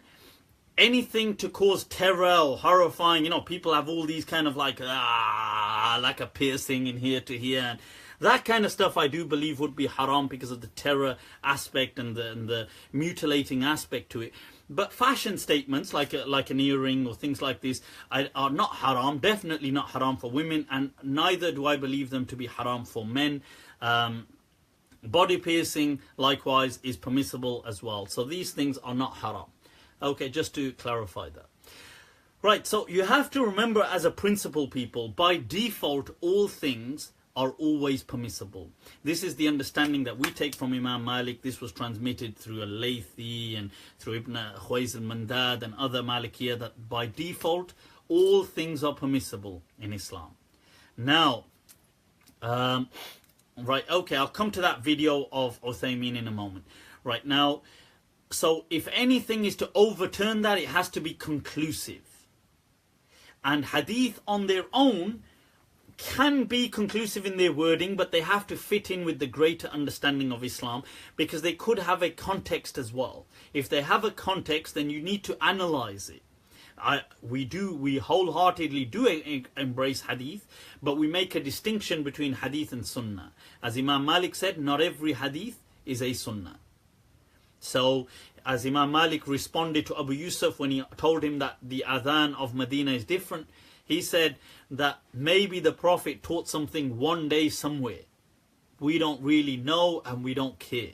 He said that, but this is what we inherited from our teachers who inherited from the Prophet directly in Medina. So the understanding of Medina trumps all people. It trumps all, God damn it. Right, the school of Medina. All right. Right, so right, could global warming be a sign of Qiyamah? I don't know. Look, I think we should take these things seriously, global warming, although I do also think it is a part of the natural cycle of Earth, that it does this and this. But I do think we should take things seriously, carbon emissions, the greenhouse effect. I disagree with what Trump strongly condemn his idiotic, stupid, pathetic, dumb moves of breaking away from the environmental treaties and things like this. That's a goddamn joke in this day and age. But anyway, right, in case you didn't see my question, regarding Ibrahim did to the idols. I've answered this last week. If you watch my about breaking the idols, I answered that in depth. So if you listen, check out my last week's talk. Okay, right.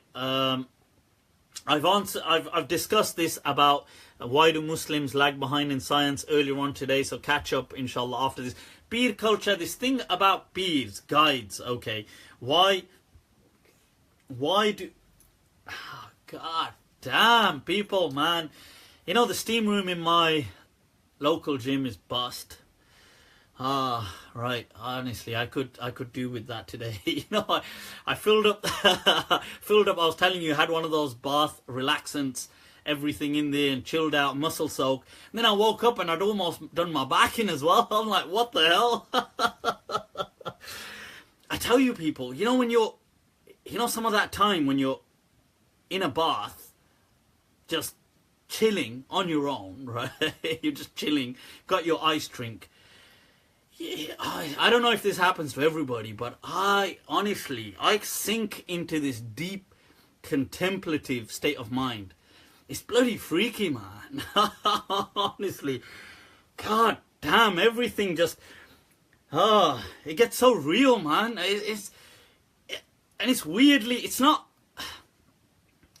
depressive. Must be scaring people now, but it's just, oh my God, man, it's just so overwhelmingly philosophical. I can't, and it's more on a downer than an up. So God, so people who say I don't understand what people going through depression are going through, I do. So this is why you have to snap out of it when you come out of there. Right, old age, this is it, man. My old age, God damn it. Senility. Right. But on the bright side, you forget all about it every 10 seconds. Right, so let's get back to this. Right. Now, peer culture. This thing about peer thing is you see, this kind of thing, I don't really agree with all of this kind of stuff at all. This culture of all these beads, and you have all this saint kind of semi-worship, and these kind of orders, and I don't. You see, to me, the deen must always be built on firm reason. Somebody's objecting to me saying, "God damn it!" Well, no, I won't stop saying it. God damn it! God damn it! I've answered this before. You can check my previous questions. I've answered it in detail actually about swearing, and not that I consider, us Brits don't consider damn a swear. Okay, for your information, for la information. Okay, so the thing is, we don't consider it swearing. Anyway, so this peer culture is once again, in my understanding, superstition. A lot of superstition, which has then been kind of given some order. This emphatic, all this kind of, I don't know, this reverence, like hyperbolic reverence of kissing everything and worshipping, semi-worship. And see, the problem with it is you see, it's not that I have a problem with it per se. It's not that I have a problem with it per se. Like somebody saying, yeah, Al-Gawth and believing in Abdul Qadir al-Jilani is floating around and he's going to help us and he's going to do all these things. You see, people, you can believe whatever the hell you want. You're, an individual, you got your own life, you got your own mind. But the problem is these things are the antithesis to reason, to a mindset or a backdrop of reason. If you have a mindset like this, you cannot have a mindset that is based on reason. These are two opposing kind of worldviews. Islam was always a religion, was meant to be a religion based on reason. Today, but you see, like I said before, human beings are just so inclined to superstition, they just reinvent it through Islam. So this, you see, in the past, people like we would struggle. I think human beings do struggle with with monotheism, with Tawheed, with true Tawheed. Because true Tawheed, I think, does lead to the understanding that why would God want anything to do with us? And I think, and I've answered this in depth before, and because of that, just like how Christians did it, they then, what they started to do was create this kind of, they started to pontify and create this papacy, these kind of popes and saints and these figures who were patron saints and protectors and who they would then worship through. And it was the same thing but just rebranded as now Christianity. Muslims didn't do much different. Like they, in very similar ways, they behaved similarly over the not in the beginning, but hundreds of years later, this came in as Islam started to spread through certain lands where that was rife. Like, so in the Indo-Pak world, where Hinduism and idolatry was rife, all Muslims kind of did was just revamped the whole thing and just gave it an Islamic veneer. So now it's okay, we don't worship Ganesha.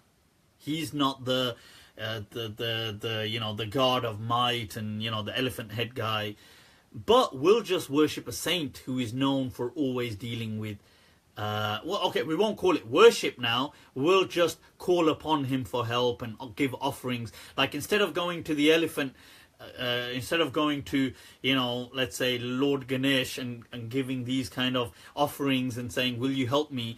Now I'll just go to a dead saint, let's say from hundreds of years, and I'll do an offering in his name and ask him to help me. From a distance, they're not actually very different at all. I mean, okay, this saint doesn't have an elephant's head, or he doesn't have, he's not a monkey, or he's not a, you know, but not all of their gods were like that as well. I mean, the old Hindu gods, you know, Vishnu, Ram, Krishna, all these people, they weren't necessarily all animals either. So the thing is that the concepts kind of stay the same because people struggle with pure Tawheed.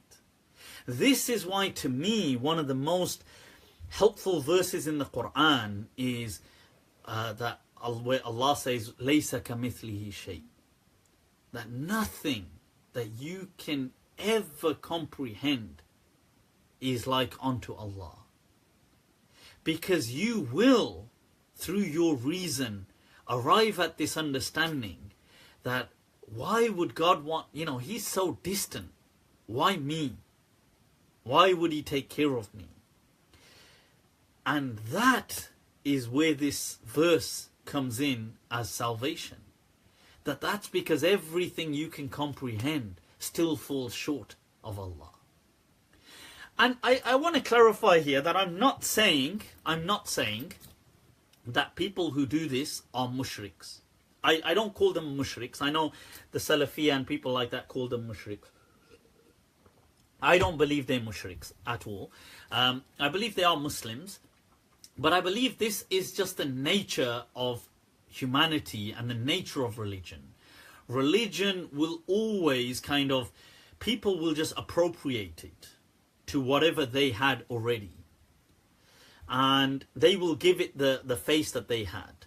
And it's important to understand as well that, look, in the West, in the English-speaking West, not mainland Europe, the English-speaking West, so mainly in the UK, and also, Mazhar Hussain, give a shout out to my bro Shami. All right, Shami, is that you doing it?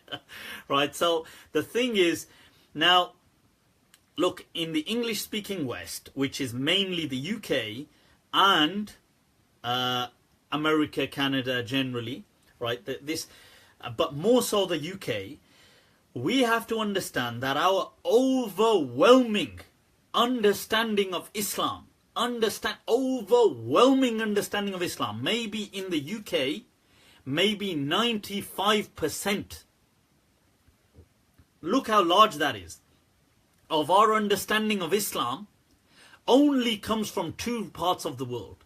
Look how vast the Muslim world is, from the Maghrib in the west, right through to Indonesia, you know, or we're however far, as far down as, you know, you want to take it, as Mali and Sudan and other places in Africa, right through to all of the Muslim world, billion, over 1 billion, 2 billion, whatever it is between their people on the world.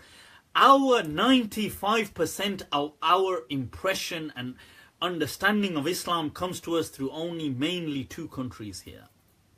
And that is Pakistan. And if you wanted to extend Pakistan, you could say the Indo-Pak world. So maybe a bit of India, Bangladesh, but Pakistan and Saudi Arabia. That is it. That is it, people. In America, I believe, and once again, an overwhelming amount, maybe not as strong as the UK, maybe not 95%, but I would believe still maybe about 70% of the understanding that of Islam in America and Canada still comes through these 2 countries. But in America, because they've got a bit more of a diaspora of different, like let's say Egyptians and other people, so you might get some Arab understanding. Here, now look at these 2 countries, Pakistan and Saudi Arabia. They are notorious on human rights. They are countries which are very totalitarian, which are very anti-women rights anyway. They are very patriarchal. This is nothing to do with religion, and I'm not just dissing the countries, I'm just being honest. They are control-freak countries that don't like things like freedoms and generally speaking. So naturally your view of Islam is going to be massively tainted. We do not get views here from Morocco. Morocco doesn't influence us in the UK. Let's face it, who the hell gets influenced by Morocco here? Who the hell gets influenced by Egypt here? Did you know there's fatwa? There's been fatwas every year coming out from Moroccan ulama that we would consider absurd. People here, they've never even, like, so for example, was it last year the sheikh in Morocco, let's say, gave a fatwa that taking pills during your fast does not break your fast if you took, because as long as you don't take them with water. I'm just saying, I'm not saying I agree with that, but I'm just saying we would never have heard something like this.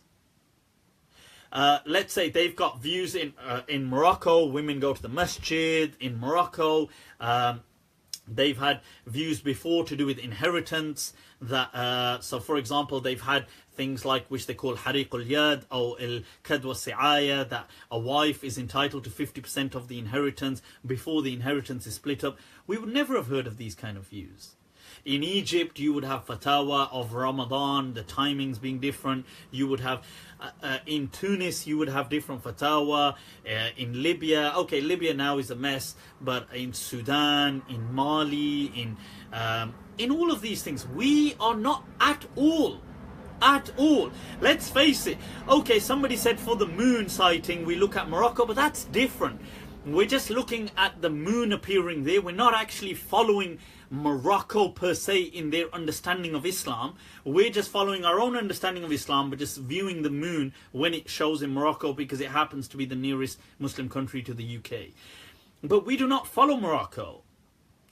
Most of their ulama shave or have very short beards. Egypt, Tunis, Libya, most of the ulama across these countries, Indonesia, Malaysia, most of the Muslims there, they shave, they wear suits, they've been doing this for decades and decades. Turkey, we are not influenced by them at all.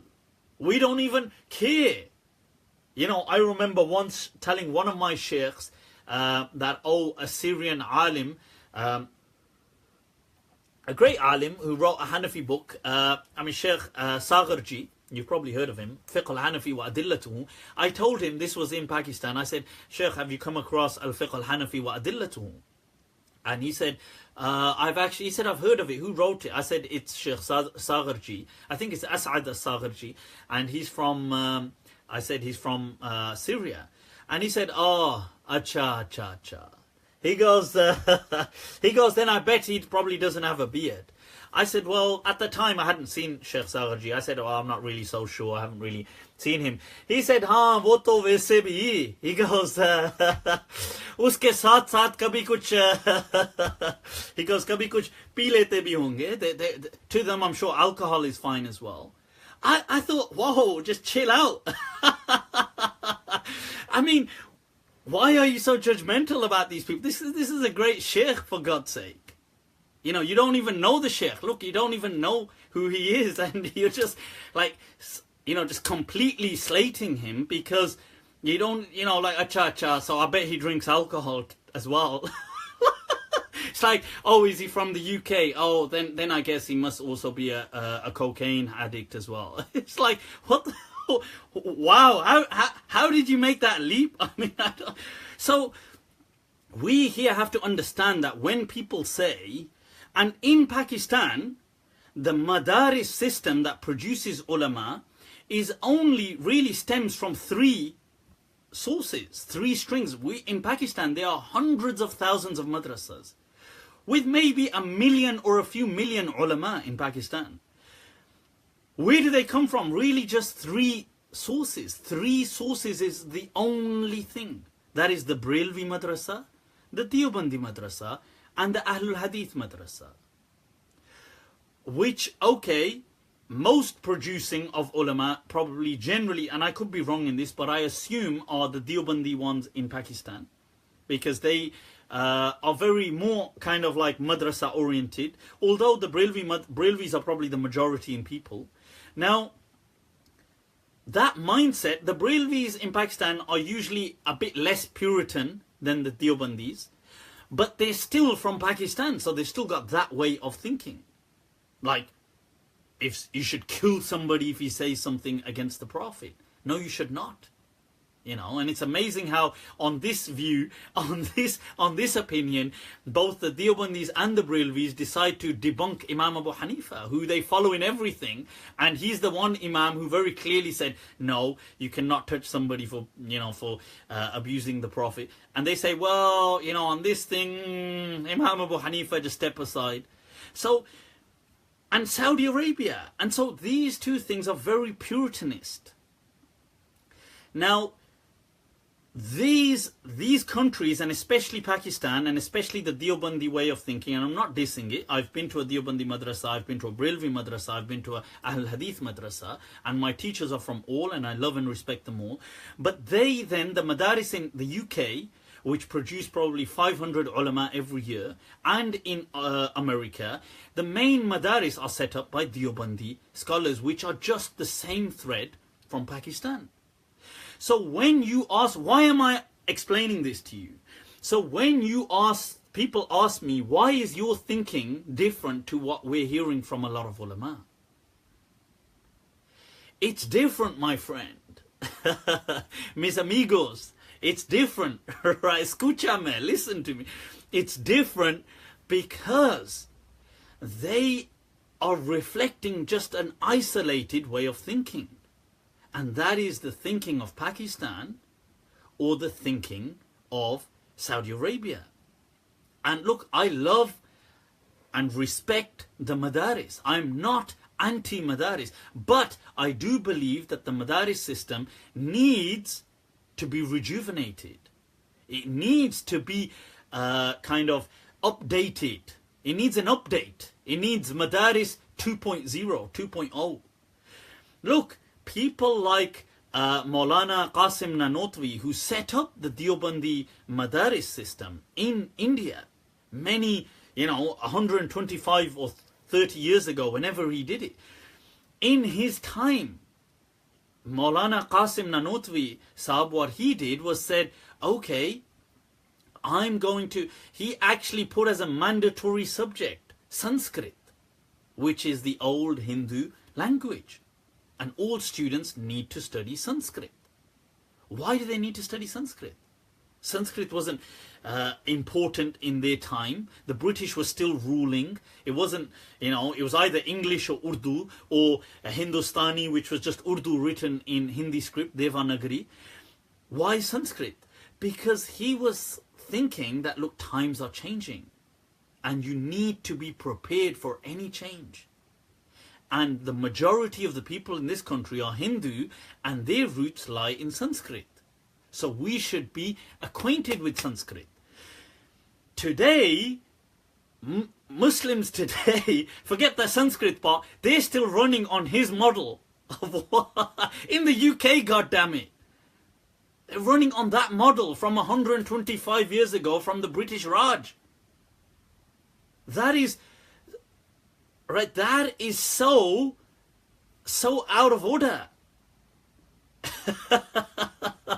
So, and the same goes with, look, the same goes with people like, like where you could say Ahmad Raza Khan, Brailvi Saab and other people who in their time, okay, certain things, they weren't obviously leading scientist pioneers, but they were forward thinking for their time, Remember, you're trying to think how forward they are from our time, but you've got to go back to the British Raj and then see they're ahead of their time.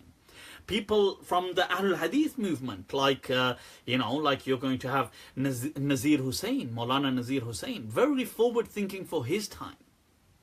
So we need to do the same for our time. The Madaris system needs to be rejuvenated. It needs to be kind of fused in with modern contemporary academic thought. It needs to be taught critical thinking. This needs to be encouraged. There's a method of teaching which is called confessionalism. Confessionalism, which I know it gets the name from Christian teachings, but it's a method of teaching. And what confessionalism is that whatever I teach you, you just adopt it like doctrine. Like I can teach you debates, I can teach you anything, but you are just simply to absorb everything I say. You are not to question anything. This method is called confessionalism, and this is the current method of teaching in all of these madaris system. In all of them. All of these is taught by the methodology of confessionalism. Now then, so when people ask me, look, why is your thinking different? How come your opinions are different to these ulama? That's because really all these ulama are just like one person. They're just so many of them, but they all just say the same thing. That's all. But whereas if you looked at ulama from Egypt, if you looked at ulama from Tunis, if you looked at ulama from Morocco, if you looked at ulama from... they would be saying different things. And I'm not saying all the people in that country are saying different things, but you will find diversity amongst them. Anyway, people, what a session, what a session. Look at that, Abu Mu'adh is on there, people. Everybody who meets Abu Mu'adh seems to suggest he's my brother. Which has got me wondering. And so I'm going to have to ask my parents and grandparents about that. My grandparents are no more, may Allah bless them. But right, so... right. The Uthaymeen video, okay, very quickly. Look, there was a video by Sheikh Uthaymeen on the differences of this opinion, the differences within this ummah, not a rahmah, and he quotes a verse of the Quran. This way of thinking has been expressed before Uthaymeen by other Salafiyah or that kind of way of thinking. Why they say this is because for them it is important, like in order to show that they are the successful firqatun najiyah, the saved sect. Others can't be true. So it's the only way. Like if they say all differences need to be incorporated, then obviously it kind of does away with their other claim to salvation. So it's important for them. So what they say is, oh, if this hadith were true, and I accept the hadith is weak, that if ikhtilaf ummati rahmah, that the ikhtilaf of my ummah is a rahmah.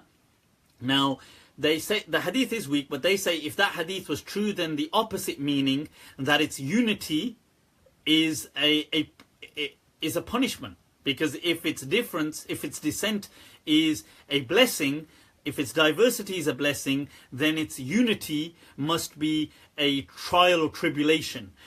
But look, that's where you would just simply say to them, well, my friend, thank you, my friend. But at this point, your logic is... you see, this is where you say to them that, well, that understanding, my friend, is above your pay grade. Look, that's not true. The majority of this ummah has always commented that you do not take adverse rulings from all hadith. When you take an adverse ruling, it has to first of all complement the entire usul of Islam. Okay, so it does not, you do not take adverse rulings in everything. Okay, so for example, if so in the Quran, Allah is saying, "Innama sadaqatu fi," that sadaqat are in these things. That indeed, surely sadaqat is in these. Does that mean there can be sadaqah in nothing else? Of course it doesn't. It's just prioritize. So you do not have to take an adverse meaning from everything. Okay. So when Allah says in the Quran to Musa or to other prophets that وَلَا تَكُنْ أَوَّلَ كَافِرٍ بِي, do not be the first to disbelieve. Does that mean you could say, okay, is it okay to be the second to disbelieve then? Or the last? I'm not the first, I'm the second. You know, Allah said don't be the first. So you don't take an adverse ruling from everything. Okay. Secondly, Imam Malik, the Don people, the Don of Medina, when he was asked by the caliph to make a book which will be imposed on everybody, and this was his opportunity to force his way onto everyone. Imam Malik said, and this is his fatwa, people, it's his ruling. He said that the ashab, the companions of the Prophet, dispersed into the lands after him. وَاخْتَلَفُوا, and they disagreed. So it is not from our tradition to force them onto one way of thinking. You see, so this is the true salaf of this ummah. Okay, Imam Malik, the way of Medina. Imam Abu Hanifah, when he was asked that man a'lamun nas, who is the most knowledgeable of this ummah of people, who is the most knowledgeable, he said a'lamuhum wa absaruhum, he said the most insightful, باختلاف الناس إذا اختلفوا, the most insightful amongst them regarding the differences of people when they have disagreed. Right, so people, with that, I'm going to leave you to it. There's a salam from Pakistan. Wa alaikum as-salam, barkhudar. Right there, I'll leave you to it, inshallah. People, if you need to reach out to me, you can do so. Right, so if you're on Facebook and you haven't liked my page, God damn it, like the page, share it, like it. If you need to reach out to me, message me. I do try to get back to your messages. If you're on Twitter, you can add me. It's same Mufti Abu Layth. If you're on Snapchat, it's Malm 2014, MALM 2014. Add me. You can send me your questions. I do try to respond. This coming week, I'm going to take a break, people. So, so this coming week we won't have a session, so you can catch up on previous sessions, inshallah. Let me take a break, huh? That's what I'm talking about, people. Right, somebody said Jesus is the only way. Alright, I am the light, and none shall reach the Father except through me. Amen, amen, people. Hallelujah. Right, so I'll leave you with that, people. Take very good care of yourselves, inshallah. وسبحان الله وتعالى عما يصفون وأفضل الصلاة والسلام على القائل الممنون المدينة خير لهم إن كانوا يعلمون والسلام عليكم ورحمة الله تعالى وبركاته.